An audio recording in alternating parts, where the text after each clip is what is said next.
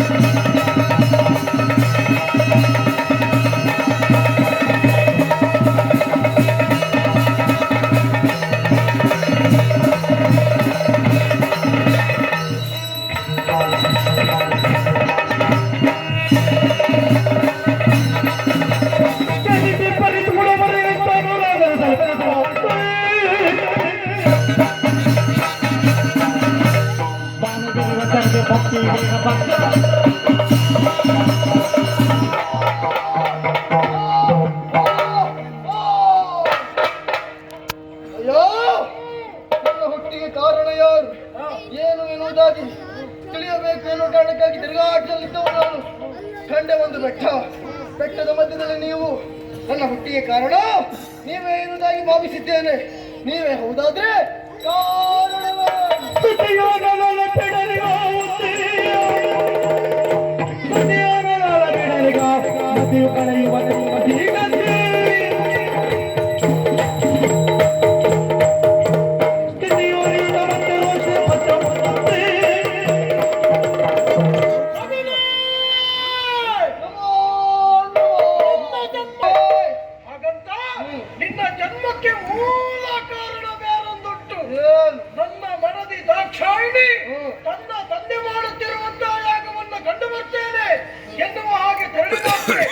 ಅಲ್ಲಿ ತನ್ನ ಪಾಲಿಗಾದ ಅವಮಾನವನ್ನ ಸಹಿಸಲಾರದೆ ಅಗ್ನಿಯನ್ನ ಸ್ಫೋಟಿಸಿಕೊಂಡು ತಾನು ದಹಿಸಿ ಹೋಗಿದೆಯ.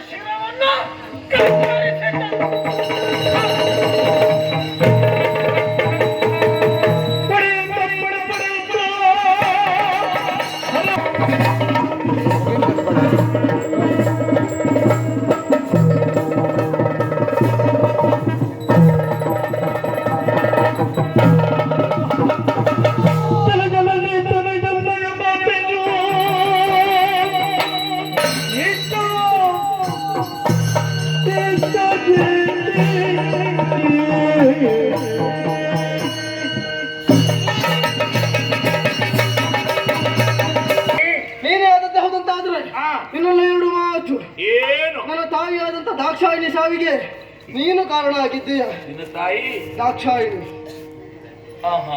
ಅವಳ ಸಾವಿಗೆ ಕಾರಣಕರ್ತ ನೀನಿದೆಯಾ? ಆ ಕಾರಣಕ್ಕಾಗಿ ಹೇಳ್ತಾ ಇದ್ದೇನೆ, ಮಾಡಿರುವುದು ತಪ್ಪಾಯ್ತು ಎನ್ನುವುದಾಗಿ ನನ್ನ ತಂದೆಯಾದಂತಹ ಪರಶಿವನ ಕಾಲಿಗೆ ಬಿದ್ದದ್ದೇ ಹೌದಂತಾದ್ರೆ ಪರಮೇಶ್ವರನ ಮಗ ಉಳಿಯುವುದಕ್ಕೊಂದು ಅವಕಾಶ. ಹಾ. ಅದಲ್ಲಂತಾದ್ರೆ ಅದಲ್ಲ, ನಮ್ಮವರು ಯಾರು ಭಯ ಬೀಳುವುದಿಲ್ಲವೇ ಇಲ್ಲ. ಈಶನ ಮಗ, ದಾಕ್ಷಾಯಣಿಯ ಮಗ, ಅಂದುಲಾಯಿತು ತಾಯಿಯ ಸಾವು ಎನ್ನುವ ಕಾರಣಕ್ಕಾಗಿ ಹಾಳು ಮಾಡುವ ಉದ್ದೇಶ ಹೊತ್ತು ನೀನು ಬಂದಿದ್ದೀಯಂತಾದ್ರೆ ನಿನ್ನ ಹೆಸರು ವೀರಭದ್ರ. ಏ ವೀರಭದ್ರ, ಏನು? ಇದು ಹೀಗೆ ಮುಂದತ್ತಿ ಬಂದೆ ಅಂತಾದ್ರೆ ಭದ್ರವಾಗಿಸಿ ಬಿಡ್ತೇನೆ. ತಿರುಗಾಟವೇ ಇಲ್ಲದೆ ಹೊಲ ಮಾಡ್ತೇನೆ. ಸಾರಿ ಸಾರಿಯಾಗಿ ಹೇಳೋದಕ್ಕೆ ಮನ ಮಾಡ್ತಾ ಇದ್ದಾನೆ. ಕೇಳುವಂತ ವ್ಯವಧಾನ ನಿನ್ನ ಪಾಲಿಗೆ ಇಲ್ಲ ಅಂತಾದ್ರೆ ಅನಿವಾರ್ಯತೆ ಇಲ್ಲ. ನಿನ್ನಂತವನ್ನೆಲ್ಲ ಕೇಳಬೇಕು. ಬಿಡುವಂತ ಮನಸ್ಸು ನನಗೂ ಇಲ್ಲ. ಬಿಡಬೇಡ, ಹಿಡ್ಕೋ. ಏನು ಮಾಡ್ತೇನೆ ಗೊತ್ತುಂಟಾ? ಏನ್ ಮಾಡ್ತೀಯ? ಹಿಡಿದಿದ್ದೇನೆ ಕತ್ತಿ, ಕತ್ತನ್ನು ಕತ್ತರಿಸ್ತೇನೆ.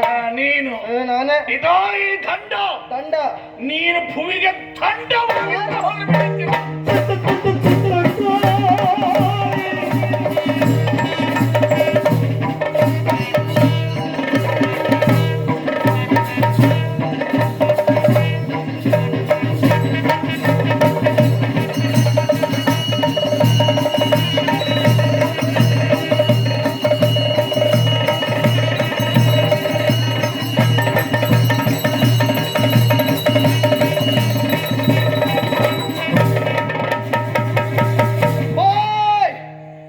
ಸ್ವಾಮಿ, ಯುದ್ಧವನ್ನು ಮಾಡುವಂತ ಕಾಲಕ್ಕೆ ಈಗಾಗಲೇ ದಕ್ಷ ಜಿಂಕೆಯನ್ನು ರೂಪವನ್ನು ತಾಳಿ ಓಡುವುದಕ್ಕೆ ಮನೆ ಮಾಡ್ತಾ ಇದ್ದಾನೆ.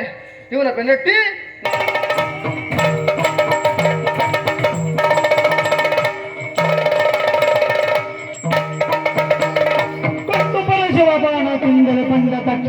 ಮಗ ವೀರಭದ್ರನ ಕಣ್ಣ ತಪ್ಪಿಸಿ ಹರಿಣವಾಗಿ ದಕ್ಷ ಓಡ್ತಾ ಇದ್ದಾನೆಂತಾದ್ರೆ ಅವನ ವಧೆಗಾಗಿ ರಂಪನ್ನ ಪ್ರಯೋಗಿಸಿ ಕೊಲ್ತಾನೆ.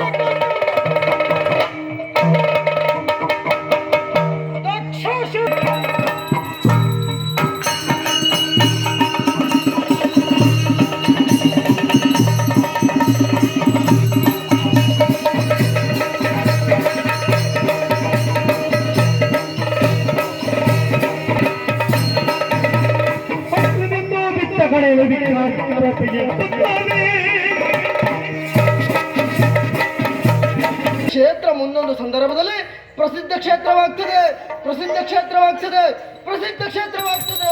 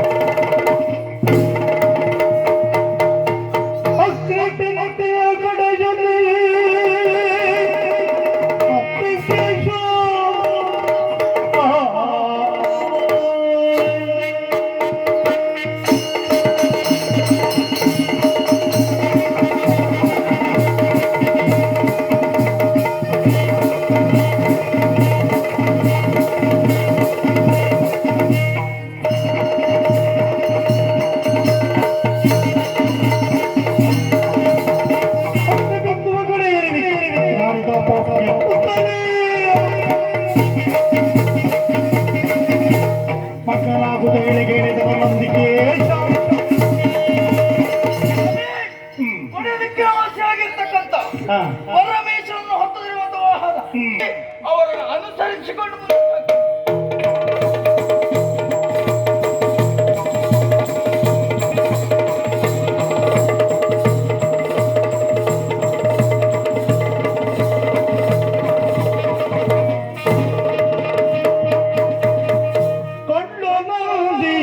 ಪತ್ರ ಕಾನೂನು ಕಡಲ